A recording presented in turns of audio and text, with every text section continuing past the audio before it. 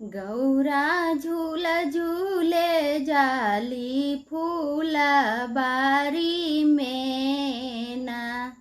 बेलवा के डाली पे गौरा झूला झूले जाली फूला बारी में, बेलवा के डारी पे ना,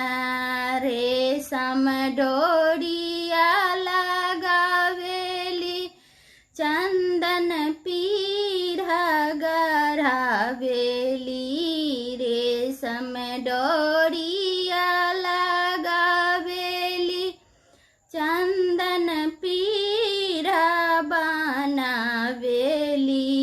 गौरा झूला झूले